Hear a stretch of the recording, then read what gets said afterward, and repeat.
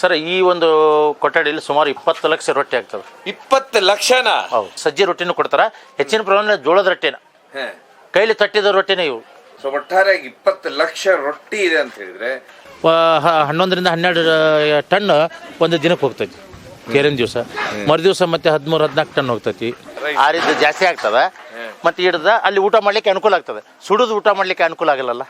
ಇದು ಒಂದು ಕೊಪ್ಪರಿಗೆ 1.5 ಟನ್ ರೈಸ್ಗೆ, ಅನ್ನಕ್ಕೆ ಇದು ಸಾಂಬಾರ್ ಆಗ್ತದೆ. ಅದನ್ನ ಪುಡಿ ಮಾಡಿದಾಗ ಆರಿ ಬಿಡ್ತೈತಿ. ತೇವಾಂಶ ಇದ್ರೆ ಆ ಪದಾರ್ಥ ಕೆಟ್ಟ ಹೋಗುತ್ತೆ. ಬುಂದಿ ಹಾಕೈತಿ ಬನ್ನಿ ಸರ್, ಮೊನ್ನೆ ಒಂದು 30 ಕ್ವಿಂಟಲ್ ಬಂತು ಖರ್ಚಾಯ್ತು, ಇನ್ನೊಂದು 25 ಕ್ವಿಂಟಲ್ ಬಂತಿ, ಹಾಗೆ ಹೋಗ್ತೈತಿ ಬರ್ತೈತಿ. ಅಂದ್ರೆ ಬಳಕೆ ಮಾಡಕತ್ತೈತಿ ಅಲ್ಲಿ ಟನ್ ಗಟ್ಲೆ ಬರ್ತೈತಿ. ಭಕ್ತರು ಕೊಟ್ಟಿದ್ದು ಅಪ್ಪಗ, ಎಲ್ಲ ಭಕ್ತರು ಕೊಟ್ಟಿದ್ದೆ. ಸೇವೆ ಮಾಡಕಂತಾನೆ ಬಂದಿವಿ. ಎಲ್ಲ ಊರು ಜನ ಐತೆ, ಸಿನ್ನೂರು, ಲಿಂಗಸೂರು, ಎಲ್ಲ ಕೊಪ್ಪಳ, ಎಲ್ಲ ಕಡೆ ಜನ ಬಂದೈತ್ರಿ. ಅಡುಗೆ ಮಾಡೋರು ಮಂಗಳೂರು ಬಂದ್ರೆ 30 ಜನ. ಸರ್ ವಿಶೇಷ ಅಂತ ಹೇಳಿದ್ರೆ ಈ ಸರಿ ಹೌದು, ಒಟ್ಟು ಎಷ್ಟು ಟನ್ ಜಿಲೇಬಿ ಇದೆ? ಇದು ನಾವು ಈಗ ಕನಿಷ್ಠ 50 ಕ್ವಿಂಟಲ್ ಮೈದಾ ಹಿಟ್ಟು, ಟೋಟಲಿ 50 ಕ್ವಿಂಟಲ್ ಮೈದಾ ಹಿಟ್ಟು ಅಂತ ಹೇಳಿದ್ರೆ ಅದಕ್ಕೆ 125 ಕ್ವಿಂಟಲ್ ಬೆಲ್ಲ ಸೇರಿಸಬೇಕು. ಇಲ್ಲ ಸರ್, ಎಲ್ಲ ನಾವು ಸ್ವಯಂ ಪ್ರೇರಣೆಯಿಂದ, ಗುರುಗಳ ಮೇಲಿನ ಭಕ್ತಿ ಭಾವದಿಂದ, ಮತ್ತು ಗುರುಗಳು ಕೂಡ ನಮ್ಮ ಊರಿನ ಒಂದು ಕೆರೆ ಅಭಿವೃದ್ಧಿ ಮಾಡಿದ್ದಾರೆ ಸರ್. ನಾವೆಲ್ಲ ಭಕ್ತಿ ಭಾವದಿಂದ ಅನ್ನೋದಕ್ಕಿಂತ ಹೆಚ್ಚಾಗಿ ಗುರುಗಳ ಒಂದು ಸಾಮಾಜಿಕ ಜಾಗೃತಿಗೆ ಅಭಿಮಾನಿಗಳು ಜಾಸ್ತಿ ಆಗಿದ್ವಿ ಸರ್ ನಮ್ಮ ಊರಲ್ಲಿ. 25 ಟನ್ ಆಗುತ್ತೆ. 250 ಕ್ವಿಂಟಲ್ ಅಂದರೆ 25 ಟನ್ ಆಗುತ್ತೆ ಅದು. So 25 ton ಮಾದ್ಲಿ.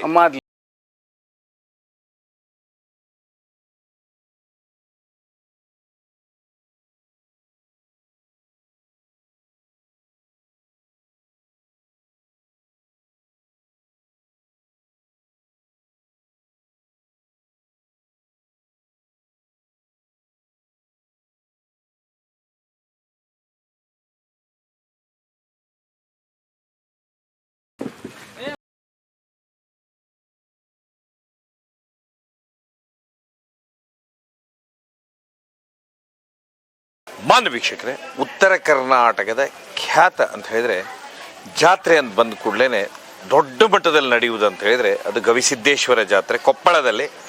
ಇದೆಲ್ಲಕ್ಕಿಂತ ವಿಶೇಷವಾಗಿ ನೀವು ನನ್ನ ಹಿಂದೆ ನೋಡ್ಬೋದು, ಇವತ್ತು ಅಂತ ಹೇಳಿದ್ರೆ ಸರಿಸುಮಾರು 15 ಲಕ್ಷ ಜನ ಸೇರ್ತಾರೆ ಇಲ್ಲಿ.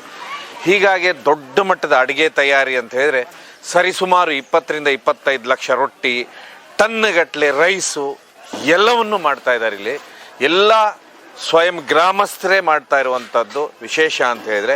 ಆಮೇಲೆ ಇದೆಲ್ಲದಕ್ಕಿಂತ ಹೆಚ್ಚಾಗಿ ಪ್ರತಿ ಗ್ರಾಮದಿಂದ, ಈ ಭಾಗದ ಪ್ರತಿ ಗ್ರಾಮದಿಂದ ಲಕ್ಷಾಂತರ ರೊಟ್ಟಿ, ಪ್ರತಿಯೊಂದು ವಸ್ತುಗಳು ಬರ್ತಾ ಇದೆ. ಹೀಗಾಗಿ ಇದರ ಉಸ್ತುವಾರಿ ವಹಿಸ್ಕೊಂಡಂಥ ರಾಮನ್ ಗೌಡ್ರಿದ್ದಾರೆ. ಕಳೆದ 30 ವರ್ಷದಿಂದ ರಾಮನ್ ಗೌಡ್ರು ಇದ್ರ ಉಸ್ತುವಾರಿ, ಜಾತ್ರಾದ ಅನ್ನದಾಸೋಹದ ಉಸ್ತುವಾರಿ ನೋಡ್ಕೊಳ್ತಾರೆ. ಮತ್ತು ಇದೆಷ್ಟು ದೊಡ್ಡ ಕೆಲಸ ಅಂತ ಹೇಳಿದ್ರೆ ಈ ಚಾಲೆಂಜ್ ತುಂಬ ದೊಡ್ಡದಿರುತ್ತೆ. ಯಾಕಂದರೆ ಇಷ್ಟು ಜನ ಊಟ ಮಾಡಬೇಕಾದ್ರೆ ಆ ರಿಸ್ಕು ಅಷ್ಟೇ ದೊಡ್ಡದಿದೆ.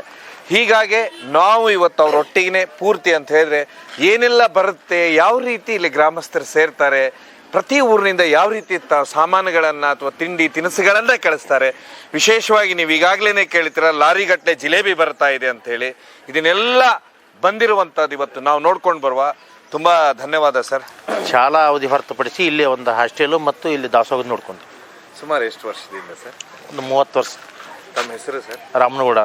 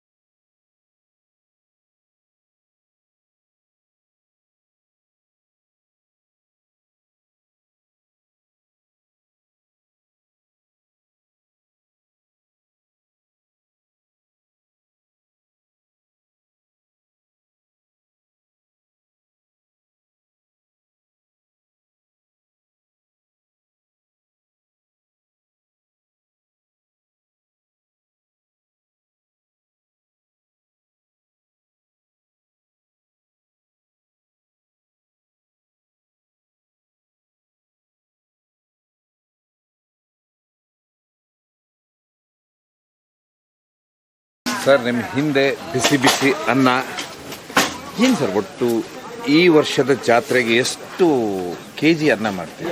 2025ನೇ ಒಂದು ಜಾತ್ರಾ ಮಹೋತ್ಸವ ವಿಜೃಂಭಣೆಯಿಂದ ಜರಗಲಿಕ್ಕೆ ಏನೇನು ಬೇಕು ಎಲ್ಲ ಸಹ ಸಂಘಗಳನ್ನು ಮಾಡಿಕೊಂಡಿದ್ದೇವೆ. ಆಹಾರ ಧಾನ್ಯ ಆಗಲಿ, ತರಕಾರಿ ಆಗಲಿ, ಪಾತ್ರೆಗಳನ್ನಾಗಲಿ, ಸೌದೆ, ಈಗ ರೊಟ್ಟಿ, ಈ ಥರ ಎಲ್ಲ ಆಹಾರ ಧಾನ್ಯಗಳನ್ನ ಸಂಗ್ರಹ ಮಾಡಿಕೊಂಡಿವೆ. ನಾವು ತೇರಿನ ದಿವಸ 100ರಿಂದ 110 ಕ್ವಿಂಟಲ್ ಅಕ್ಕಿ, ಮರುದಿವಸ 130 ಕ್ವಿಂಟಲ್ ಅಕ್ಕಿ, ಅದೇ ರೀತಿ ಅದರ ತಕ್ಕಾಗಿ ರೊಟ್ಟಿ, ಸಿಹಿ 100 ಕ್ವಿಂಟಲ್ ಮೇಲ್ಪಟ್ಟು 100 ಕ್ವಿಂಟಲ್ ಮೇಲ್ಪಟ್ಟ. ಅದೇ ರೀತಿಯಾಗಿ 2 ಥರದ ಸ್ವೀಟ್, ಒಂದು ಮಾದ್ಲಿ ಮತ್ತು ಒಂದು ಜಿಲೇಬಿ. ಅಕ್ಕಿಯ ದೊಡ್ಡ ದೊಡ್ಡ ಮೂಟೆಗಳೇ ಇದ್ದಾವೆ ಸರ್. ಇದು ಹೇಗಿದೆ ಇಷ್ಟೆಲ್ಲ ಬರುವುದು? ಅಂದರೆ ನಮಗೆ ವರ್ಷ ಏನು ಖರ್ಚು ಆಗ್ತೈತಿ ಅಂತ ಅಂದಾಜು ವೆಚ್ಚ ಇರ್ತೈತಿ. ವರ್ಷಕ್ಕೆ ಖರ್ಚಿಗಿಂತ ಒಂದು 200 ಕ್ವಿಂಟಲ್ 300 ಕ್ವಿಂಟಲ್ ಹೆಚ್ಚಿಗೆ ಸಂಗ್ರಹಣ ಮಾಡಿರ್ತೀವಿ ನಾವು. ಅಂದರೆ ಭಕ್ತರ ಸಮೂಹ ಹೆಚ್ಚಾದಾಗ ಅವಾಗ ತರೋಕ್ಕಿಂತ ಮೊದಲು ಎಲ್ಲ ಸ್ಟಾಕ್ ನಮ್ಮಲ್ಲಿ ಮಾಡ್ಕೊಂಡ್ರಿ. ಈ ಸುತ್ತಲೂ ಇದಾಯ್ತು, ಇಲ್ಲಾಯ್ತು ನೀವು ನೋಡಿದಾಗ ಅಕ್ಕಿ ಮೂಟೆಗಳು ಕಾಣ್ತದೆ. ಅದೇ ರೀತಿ ಸೌದಿಯನ್ನು ನೋಡಿದಾಗ ಎಷ್ಟೈತಿ ಅಂತ ಗೊತ್ತಾಗ್ತದೆ. ಅಂದರೆ ಸಾಮಾನ್ಯವಾಗಿ ಈ ಹೋದ ವರ್ಷ ಎಷ್ಟಾಯ್ತು ಅದಕ್ಕಿಂತ ಒಂದು 15-20% ಹೆಚ್ಚಿಗೆ ನಾವು ಸಂಗ್ರಹಣ ಮಾಡಿರ್ತೀವಿ. ಇದು ಸಾಮಾನ್ಯವಾಗಿ ನಾವು ಈಗ 11ರಿಂದ 12 ಟನ್ ಒಂದು ದಿನಕ್ಕೆ ಹೋಗ್ತೈತಿ ತೇರಿನ ದಿವಸ. ಮರುದಿವಸ ಮತ್ತೆ 13-14 ಟನ್ ಹೋಗ್ತೈತಿ. ಇವರು ರಾಜ್ಯದಲ್ಲೇ ಇತ್ತೀಚೆಗೆ ಅತಿ ದೊಡ್ಡ ಗಮನ ಸೆಳೆದಂಥದ್ದು ಅಂತ ಹೇಳಿದ್ರೆ ಕೊಪ್ಪಳದ ಗವಿಸಿದ್ದೇಶ್ವರ ಜಾತ್ರೆ. ನಿಮಗೆಲ್ಲ ಗೊತ್ತು ಸರ್. ಇದು ನಮಗೆ ಇಲ್ಲಿ 20 ದಿವಸ ಇಲ್ಲಿ ಪ್ರಸಾದ ವ್ಯವಸ್ಥೆ ಇರ್ತೈತಿ. ಅಂದ್ರೆ ಈಗ ನಾವು 11ನೇ ತಾರೀಕಿಂದ ಅಪ್ ಟು 29ನೇ ತಾರೀಕಿಂತ ಇಲ್ಲಿ ಒಂದು ಪ್ರಸಾದ ವ್ಯವಸ್ಥೆ ಇರ್ತೈತಿ.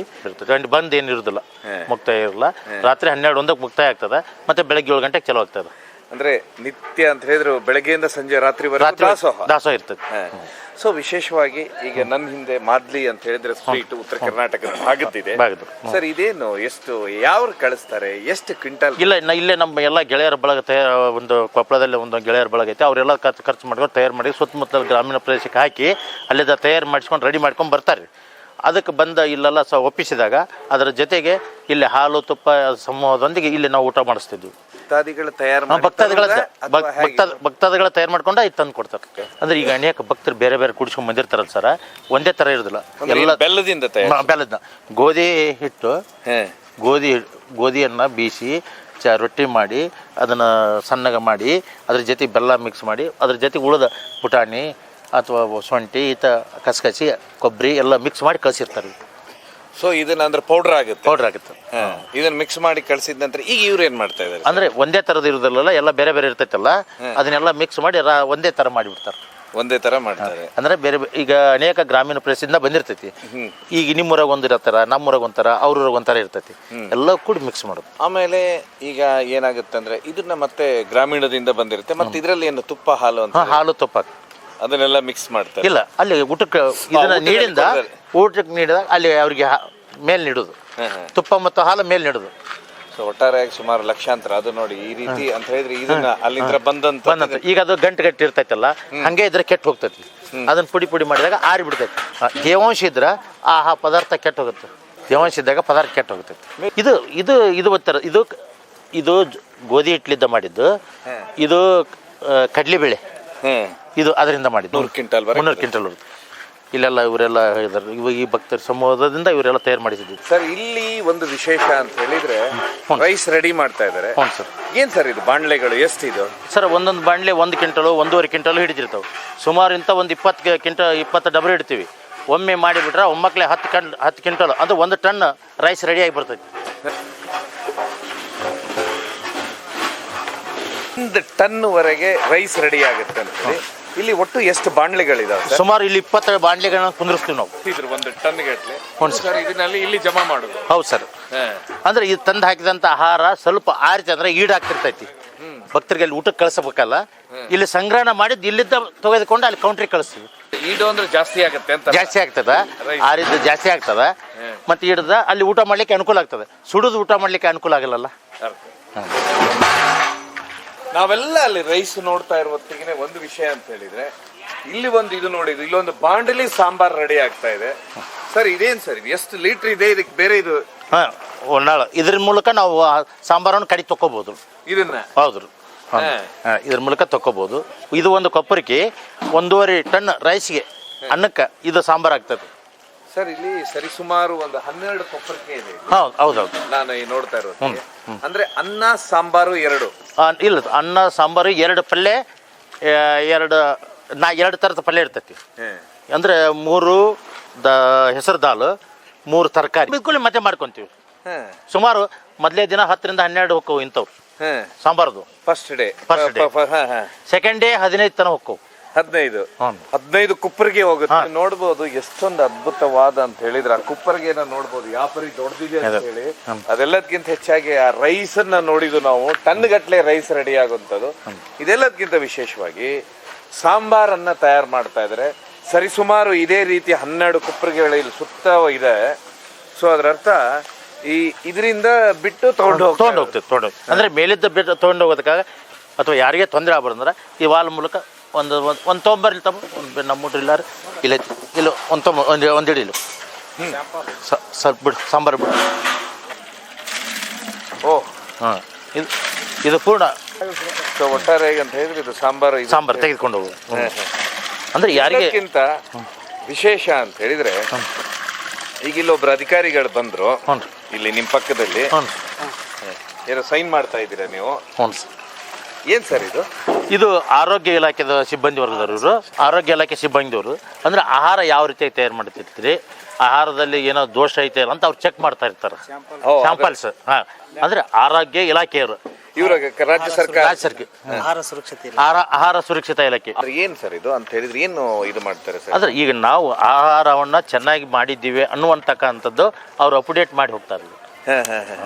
ಇದು ಪ್ರತಿ ದಿವಸ ಬರ್ತದೆ. ಇದೇನು ಈಗೇನು ಇಷ್ಟು ದಿವಸ ಇಲ್ಲಿ ಪ್ರಸಾದ ತಯಾರು ಮಾಡಿರ್ತೀವಿ, ಅಪ್ ಟು ಇಲ್ಲಿ ತನ ಅವ್ರು ಬರ್ತಾರ, ಪ್ರತಿದಿನ ಬಂದು ಚೆಕ್ ಮಾಡ್ಕೊಂಡು ಹೋಗ್ತಾರೆ. ಅಂದ್ರೆ ಅಧಿಕೃತ ಅವ್ರು ಬಂದು ಹೋಗಿತ್ತು ಅವ್ರಿಗೆ ರಿಪೋರ್ಟ್ ಬೇಕಲ್ಲ, ಅವರು ತಪಾಸಣೆ ಮಾಡ್ರಿ ಅನ್ನೋದಕ್ಕೂ ಬೇಕು, ಅವ್ರಿಗೂ ಒಂದು ರಿಪೋರ್ಟ್ ಬೇಕು. ಅಲ್ಲಿ ಹಚ್ಚಿದ್ವಿ ಅಲ್ಲ ಸರ್ ಅಕ್ಕಿ ಮೂಟೆ, ಉಪ್ಪು ಸಂಗ್ರಹ ಅಲ್ಲಿ ಅದ, ಇಲ್ಲಿ ಅದ ಉಪ್ಪು ಸಂಗ್ರಹ ಎಲ್ಲವೂ ಇದ್ರ ಸಹಿತ ಮಕ್ಕಳೇ ಟನ್ ಗಂಟ್ಲೆ ಲೆಕ್ಕ. ಒಟ್ಟು ಟನ್ ಗಟ್ಟಲೆ ಲೆಕ್ಕ. ಹ್ಞೂ ಸರ್. ಸೊ ಇದು ಅಕ್ಕಿ ಅಲ್ಲಿ ಇತ್ತು, ಇಲ್ಲಿ ಮೂಟೆ. ಸೊ ಒಟ್ಟಾರೆಯಾಗಿ ಮಾನ್ಯ ವೀಕ್ಷಕರೇ, ಒಂದು ಕಡೆ ಇಲ್ಲಿ ನೋಡ್ಬೋದು ರೊಟ್ಟಿಗಳು ಅಂತ ಹೇಳಿದ ಕೂಡಲೇ ನೀವು ಸುಮಾರು ಇತ್ತೀಚೆಗೆ ಉತ್ತರ ಕರ್ನಾಟಕದ ರೊಟ್ಟಿ ಇಡೀ ದೇಶದಲ್ಲಿ, ರಾಜ್ಯದಲ್ಲಿ ತುಂಬಾ ಫೇಮಸ್. ಅದರಲ್ಲಿ ನೀವು ಇಲ್ಲಿ ರೊಟ್ಟಿಗಳನ್ನು ನೋಡ್ಬೋದು. ಎಷ್ಟಿದೆ ಸರ್ ಇದರಲ್ಲಿ ರೊಟ್ಟಿ? ಸರ್ ಈ ಒಂದು ಕೊಠಡಿಯಲ್ಲಿ ಸುಮಾರು 20 ಲಕ್ಷ ರೊಟ್ಟಿ ಆಗ್ತವೆ. 20 ಲಕ್ಷನಾ? ಹೌದು. ಏನ್ ಸರ್ ಏನ್ ಹೇಳ್ತೀರಾ? ಹೌದು. ಇದು ಅಂದ್ರೆ ತುಂಬಾ ಹಿಂದಿನವರೆಗೆ ಸುಮಾರು ಇದು ಒಂದು 80 ಮತ್ತು 40 ಹಿಂಗ ಸೈಜ್ ಅದ ಸೈಟ್. ಅದರಲ್ಲಿ ಇಷ್ಟು ಸಂಗ್ರಹಣೆ ಆಗಿದೆ. 20 ಲಕ್ಷದವರೆಗೆ. ಸರ್ ಇದು ಹೇಗೆ ಇಷ್ಟು ರೊಟ್ಟಿಗಳು ಹೇಗೆ? ಇದು ನಮ್ಮ ಸುಮಾರು ಕೊಪ್ಪಳ ಜಿಲ್ಲಾ, ಕೊಪ್ಪಳ ಚುಕ್ಕ ಪಕ್ಕದಲ್ಲಿರ್ತಕ್ಕಂಥ ಜಿಲ್ಲೆಗಳು, ಈ ಗದಗ ಇರಲಿ, ಹೊಸಪೇಟೆ ಇರಲಿ, ಬಳ್ಳಾರಿ ಇರಲಿ ಅಥವಾ ರಾಯಚೂರು ಇರಲಿ, ಹೀಗೆ ಅನೇಕ ಜಿಲ್ಲೆಗಳು ಆ ಭಕ್ತರು ಅಲ್ಲಿದ್ದ ತೊಗೊಂಬಂದು ಕೊಡ್ತಾರೆ. ಸುಮಾರು ಬಾಗಲಕೋಟೆಯಲ್ಲಿದ್ದ ಸಹಿತ ಇಲ್ಲಿ ತೊಗೊಂಬಂದು ಕೊಡ್ತಾರೆ. ಅಂದ್ರೆ ಒಬ್ಬೊಬ್ರು ಅಂದ್ರೆ ಹೇಗೆ ಸರ್ ಇದು ರೊಟ್ಟಿ ಬರ್ಬೇಕಾದ್ರೆ ರೊಟ್ಟಿ ತಟ್ಟಬೇಕಾಗುತ್ತೆ, ರೆಡಿ ಮಾಡ್ಬೇಕಾಗುತ್ತೆ? ಇಲ್ಲ, ಆಯಾ ಊರ ಗ್ರಾಮಗಳಿಗೆ ತಿಳಿಸಿರ್ತೀವಿ. ಹಿಂಗಪ್ಪ ನಾವು ಒಂದು ತಿಂಗಳು ಮೊದಲ ತಿಳಿಸ್ತೀವಿ. ಜಾತ್ರಾ ನಿಮಿತ್ತ ನಮ್ಮ ರೊಟ್ಟಿ ಸಂಗ್ರಹಣ, ದವಸ ಧಾನ್ಯ ಅಥವಾ ಕಟ್ಟಿಗೆ ತರಕಾರಿ ತಮ್ಮ ಗ್ರಾಮೀಣ ಪ್ರದೇಶದಿಂದ ಏನ್ ಸಾಧ್ಯ ಅದ ತಂದು ಮಠಕ್ಕೆ ಮುಟ್ಟಿಸ್ರಪ್ಪ ಅಂತ ಹೇಳ್ತೀವಿ. ತುಂಬಾ ವಿಶೇಷ ಅಂದ್ರೆ ಇಲ್ಲಿ ಪ್ರತಿಯೊಂದು ಊರುಗಳಲ್ಲೂ ಡಂಗ್ರ ಸಾರ್ತಾರಂತೆ. ಹೌದು, ಆಯಾ ಆ ಊರ ಪ್ರಮುಖರು ಡಂಗ್ರ ಸಾರಿ ಹೀಗೆ ಮಠಕ್ಕೆ ಹಿಂಗೆ ಮಾಡಬೇಕು ವ್ಯವಸ್ಥೆ ಎಲ್ಲರೂ ಕೂಡ ಮಾಡೋಣ ಅಂತ ಒಂದು ಅಭಿಪ್ರಾಯವನ್ನು ಒಕ್ಕೋರಲ್ಲಿದ್ದ ತೆಗೆದುಕೊಂಡು ಸಲುವಾಗಿ ಅವ್ರು ಡಂಗ್ರ ಸಾರಿ ತಮ್ಮ ಒಕ್ಕಟ್ಟನ್ನು ಪ್ರದರ್ಶನ ಮಾಡ್ತಾರೆ. ಈಗ ಗ್ರಾಮೀಣ ಪ್ರದೇಶದಲ್ಲಿ ಪ್ರತಿ ಮನೆಗೆ ಹೋಗಿ ನೀವು ಮಾಡಬೇಕು ಬರ್ರಿ ಅಂತ ಕರಿ ಬದಲು ಇವತ್ತು ಒಂದು ಏರಿಯಾಕ್ಕೆ ಹೋದಾಗ ಅದು ಸಂಪೂರ್ಣವಾಗಿ ಆ ಓಣಿಗೆ ಸೇರ್ತೈತಿ. ಜನ ಸೇರ್ತಾರೆ. ಗಂಟೆ ತರ ಇರ್ತೈತಿ. ಅದನ್ನ ಬಾರಿಸಿದಾಗ ಆ ಓಣಿ ಮಂದಿ ಎಲ್ಲ ಕೊಡ್ತಾರೆ. ಇಂಥ ದೇವಸ್ಥಾನಕ್ಕೆ ಇಲ್ಲಿ ಬಂದು ಕೂಡಬೇಕು, ಇವತ್ತು ಕೂಡಬೇಕು ಅಥವಾ ಇಷ್ಟನೇ ತಾರೀಕು ಕೂಡಬೇಕು ಅಂತೇಳಿ ಅವರು ಸೂಚನೆ ಮಾಡಿದಾಗ ಎಲ್ಲರೂ ಬಂದು ಅಲ್ಲಿ ಸೇರ್ತಾರೆ. ಏನು ನೋಡಬಹುದು ಇಲ್ಲಿ ಸುಮಾರು 20 ಲಕ್ಷ ರೊಟ್ಟಿಗಳಿದಾವೆ. ನಾವು ಅದ್ರ ಹಿಂದೆ ಹೋದ್ರು ಇನ್ನು ಇದೇ ರೀತಿ ಲಾಟ್ ಇದಾವೆ. ಲಕ್ಷ ರೊಟ್ಟಿ ಶೇಖರಣೆ ಆಗಿದೆ. ಹಾಗಾದ್ರೆ ಸರ್ ಒಂದು 20 ಲಕ್ಷ ರೊಟ್ಟಿಗಳಂತ ಹೇಳಿದ್ರೆ ಒಂದೊಂದು ಊರಿಂದ ಎಷ್ಟೆಷ್ಟು ಬರುತ್ತೆ ಸರ್? ಸುಮಾರು ಈಗ 2,000, 5,000, 10,000, ಕೆಲವೊಂದು 20,000, ಒಂದು ಕೆಲವೊಂದು ದೊಡ್ಡ ಊರು ಇದ್ರ 50,000 ತನಕ ಬರ್ತದೆ, ಲಕ್ಷ ತನಕ ಬರ್ತದೆ. ಕೆಲವೊಂದು ಆ ಗ್ರಾಮೀಣ ಪ್ರದೇಶ ಊರಿನ ಮ್ಯಾಗ. ಈಗ ಸುಮಾರು ಊರಿನ ಜನಸಂಖ್ಯೆ ಹೆಚ್ಚಿದ್ದಾಗ ಆ ಊರಾಗ ರೊಟ್ಟಿ ಜಾಸ್ತಿ ಬರ್ತಿರ್ತೈತಿ. ಊರಿನ ಜನಸಂಖ್ಯೆ ಕಡಿಮೆ ಇದ್ದಾಗ ಅಲ್ಲಿ ಕಡಿಮೆ ಬರ್ತೈತಿ. ಎಷ್ಟು ದಿವಸದಿಂದ ಶೇಖರಣೆ ಮಾಡ್ತೀರಾ? ನಾವು ಈಗ ಸುಮಾರು ಈಗ ಜಾತ್ರೆಗಿನ ಮೊದಲು ಒಂದು 10 ದಿವಸದಿಂದ ಶೇಖರಣೆ ಮಾಡ್ತೀವಿ. ಅಲ್ಲಿಂದ ಅಪ್ ಟು ಜಾತ್ರೆ ಮುಗಿತಾನ ಇದನ್ನ ಉಪಯೋಗ ಮಾಡ್ಕೊಂತೀವಿ. 10 ದಿವಸದ ಮೊದಲು ಶೇಖರಣೆ ಮಾಡ್ತೀರಾ? ಹ್ಞೂ. ಸರ್ ಇದು ಒಟ್ಟು ಎಷ್ಟು ದಿವಸ ಇಡ್ಬೋದು ಇದನ್ನ? ನಾವು 1 ತಿಂಗಳು ಇಟ್ಟರೆ ಏನಾಗಲ್ಲ, 1 ತಿಂಗಳು 2 ತಿಂಗಳು ಇಟ್ಟರೆ ಏನಾಗಲ್ಲ. ಏನೂ ಆಗೋದಿಲ್ಲ. ಏನಾಗಲ್ಲ, ಡ್ರೈ ಆಗಿರ್ತೈತಿ, ಏನಾಗಲ್ಲ. 2 ತಿಂಗಳು ಇಟ್ಟರೆ ಏನಾಗಲ್ಲ. ಚೀಲ ತುಂಬಿರೋದೆಲ್ಲ ರೊಟ್ಟಿನ ಅಂದ್ರೆ ಅದು ಕೆಳಗಲ್ದು ಇಲ್ಲಿ ಬಂದು ಮ್ಯಾಗಲ್ದು ಇಲ್ಲಿ ಬೀಳಬಾರ್ದು ಅಂತೇಳಿ ಇಲ್ಲಿ ತುಂಬಿಟ್ಟಿದ್ವಿ. ಅಂದ್ರೆ ಇದರಲ್ಲಿ ಸರ್ ಜೋಳದ ರೊಟ್ಟಿ ಇದೆನಾ ಅಥವಾ ಬೇರೆ ಬೇರೆ? ಜೋಳದ ರೊಟ್ಟಿ ಅದ. ಎಲ್ಲರೂ ಯಾರೋ ಕೆಲವೊಂದು ಸಜ್ಜಿ ರೊಟ್ಟಿನೂ ಕೊಡ್ತಾರ. ಹೆಚ್ಚಿನ ಪ್ರಮಾಣ ಜೋಳದ ರೊಟ್ಟಿನ, ಕೈಲಿ ತಟ್ಟಿದ ರೊಟ್ಟಿನ ಇವು. ಎಲ್ಲ ಕೈಲಿ ತಟ್ಟಿ ಕೈಲಿ ತೊಟ್ಟಿದ್ರು. ತುಂಬಾ ವಿಶೇಷ. ನಾವೆಲ್ಲ ನೋಡಬಹುದು ಅಂತ ಹೇಳಿದ್ರೆ ಇದರಲ್ಲಿ ಒಂದು ಕಡೆ ಸಜ್ಜೆ ರೊಟ್ಟಿನೂ ಇದೆ ಇದರಲ್ಲಿ ನಾವು ನೋಡುವ ಹೊತ್ತಿಗೆ, ಇನ್ನೊಂದು ಕಡೆ ಜೋಳನೂ ಇದೆ ಇದರಲ್ಲಿ. ಸೊ ಒಟ್ಟಾರೆಯಾಗಿ 20 ಲಕ್ಷ ರೊಟ್ಟಿ ಇದೆ ಅಂತ ಹೇಳಿದ್ರೆ ಅದು ಯಾವ ಪರಿ ಇರ್ಬೋದು, ಯಾವ ಪ್ರಮಾಣದಲ್ಲಿ ಇರ್ಬೋದು ಅನ್ನುವಂಥದ್ದು ಇಲ್ಲಿ ತುಂಬಾ ವಿಶೇಷ. ಸರ್, ಇದು ಒಟ್ಟು ಹಾಗಾದ್ರೆ ಆ ರೀತಿ ಸಂಗ್ರಹಣೆ ಮಾಡ್ತಾನೆ ಇರ್ತೀರಾ? ಸುಮಾರು ಮಾಡ್ತಾರೆ. ನಾವು ನೋಡ್ಬೋದು, ಈಗ ನಾವು ರೊಟ್ಟಿ ಶೇಖರಣೆ ಅಂತ ಹೇಳಿದ್ರೆ ಸರಿಸುಮಾರು 20 ಲಕ್ಷ ರೊಟ್ಟಿಯನ್ನ ಇಲ್ಲಿ ಶೇಖರಿಸಿಟ್ಟಿದ್ದಾರೆ. ಇದೆಲ್ಲವನ್ನು ಭಕ್ತಾದಿಗಳು ಕೊಟ್ಟಂತದ್ದು. ಇದು ರೊಟ್ಟಿಯ ಕೊಠಡಿ ಅಲ್ಲ, ಮೆತ್ತನ ಇಲ್ಲ ಅದಿಲ್ಲ, ಕಡ್ಕದ ಇಲ್ಲ. ಅಲ್ಲಿ ಮೆತ್ತಗಿದ್ರೆ ಬೇಡ ಬೇರೆ ಮೆತ್ತಗಿದ್ರೆ ಬೇರೆ ಇಡ್ರಿ, ಮತ್ತೆ ಕೆಡಬಾರ್ದು ಒಳಗೆ.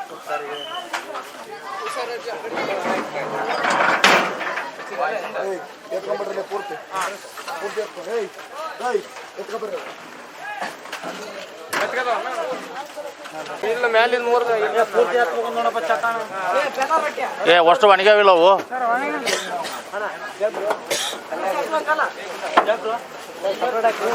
ಕೊಡ್ರಿ ಮೆತ್ತನು ಹಾಕ್ಬಿಡ್ರಿ, ಅಂದ್ರೆ ಮ್ಯಾಗ ಸರ್. ಈಗ ಅಲ್ಲಿ ನಾವು ನೋಡ್ತಾ ಇದ್ದು ರೊಟ್ಟಿ ನೋಡಿದ್ದು, ರೊಟ್ಟಿ ಎರಡನೇ ಗುಡಾನು ನೋಡಿದ್ದು.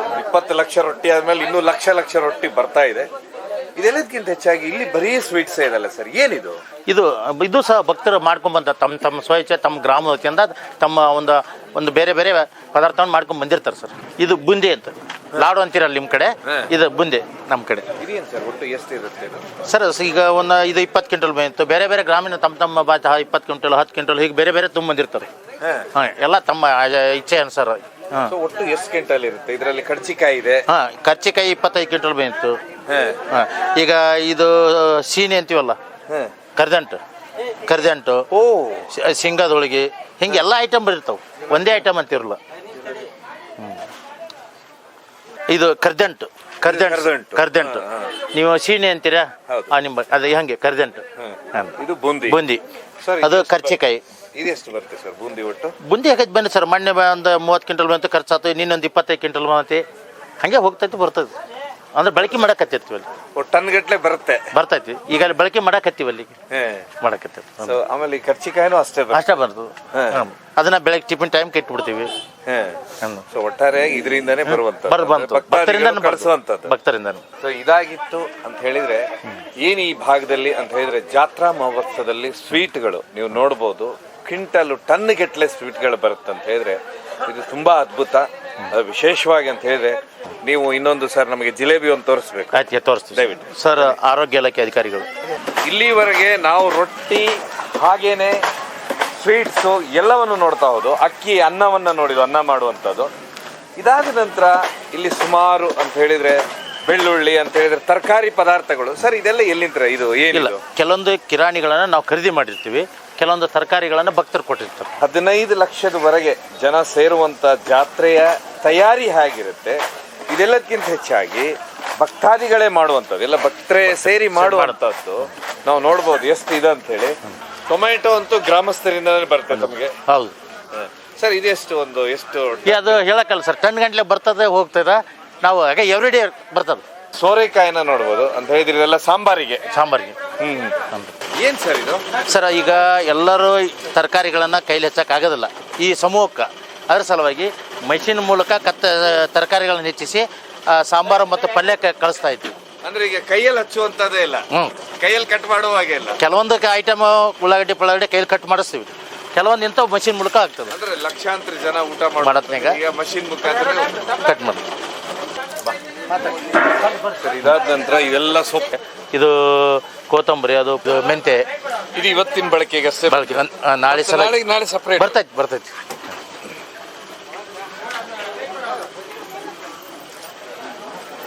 ಒಂದು ಬದನೆಕಾಯಿ, ಮೂಲಂಗಿ ಐತ್ರಿ, ಪಾಲಕ, ಉಳ್ಚಿಕ ಎಲ್ಲ ಐಟಮ್ಸ್ ಐತ್ರಿ. ರೈತರು ಕೊಟ್ಟಿದ್ದೆಲ್ಲ ಇವತ್ತು ಬೆಳಿಗ್ಗೆ ತಂದಾರ. ಎಲ್ಲ ಸೇವ್ ಮಾಡ್ತೀವಿ. ಎಲ್ಲ ಅಪ್ಪನ ಆಶೀರ್ವಾದ, ಭಕ್ತರು ಕೊಟ್ಟಿದ್ದು ಅಪ್ಪಗ. ಎಲ್ಲ ಭಕ್ತರು ಕೊಟ್ಟಿದ್ದೆ. ಎಲ್ಲ ಸೇವೆ, ಎಲ್ಲ ಸೇವೆ. ನಾವು ರೈತರು ಸೇವೆ ಮಾಡೋದು, ಸೇವೆ ಮಾಡಕಂತಾನೆ ಬಂದಿವಿ. ಎಲ್ಲ ಊರು ಜನ ಐತೆ, ಸಿನ್ನೂರು, ಲಿಂಗ್ಸೂರು, ಎಲ್ಲ ಕೊಪ್ಪಳ, ಎಲ್ಲ ಕಡೆ ಜನ ಬಂದೈತ್ರಿ. ಒಂದು 15 ದಿವಸ ಸೇವೆ ಮಾಡ್ತೀವಿ. ಎಷ್ಟು ಜನ ಇದ್ದೀರಾ? ಆಗ ಊರಿಗೆ 4, 5, 10, 20 ಮಂದಿ 40 ಮಂದಿ. ಈಗ ಅಡಿಗೆ ಮಾಡೋರು ಬೇರೆ, ಇದು ಕಾಯಿಗಡ್ಡೆ ಹೆಚ್ಚೋರು ಬೇರೆ, ತಗೊಂಡು ಹೋಗಿ ಕೊಡೋರು ಬೇರೆ, ಊಟಕ್ಕೆ ನೀಡೋರು ಬೇರೆ. ಊಟಕ್ಕೆ ನೀಡೋರು ಮಠದವ್ರು, ಮಠದ ಸಾಲಿ ಹುಡ್ರುಗಳು ಊಟಕ್ಕೆ ನೀಡೋರು ಎಲ್ಲ. ಅಡಿಗೆ ಮಾಡೋರು ಮಂಗಳೂರು ಬಂದರು 30 ಜನ. ಮತ್ತೆ ಈಗ ಪಾಳೆ ಮುಗೀತು 40 ಜನ. ಈಗ ಟೈಮ್ ಒಂದ್ ದಿವ್ಸ ಅವರು ಒಂದ್ ದಿವ್ಸ ಇವರು ಮಾಡ್ತಾರೆ. ಸರಿ ಸುಮಾರು ಒಂದು 10,000 ಜನ ಇರ್ತೈತೆ. ಜಾಸ್ತಿ ಆಯ್ತ್ರಿ. ವರ್ಷಕ್ಕಿಂತ ವರ್ಷ ಈ ವರ್ಷ ಜಾಸ್ತಿ, ಹೋದ ವರ್ಷಕ್ಕಿಂತ ಈ ವರ್ಷ ಜಾಸ್ತಿ. ಯಾವ ಗ್ರಾಮಸ್ಥರು? ನಮ್ದು ಬುಡಕುಂಟ್ರಿ, ಯಲಬುರ್ಗಾ ತಾಲೂಕು, ಕೊಪ್ಪಳ ಜಿಲ್ಲಾ. ತಮ್ಮ ಹೆಸರು? ನನ್ನ ಹೆಸರು ಕಳಕಪ್ರಿ.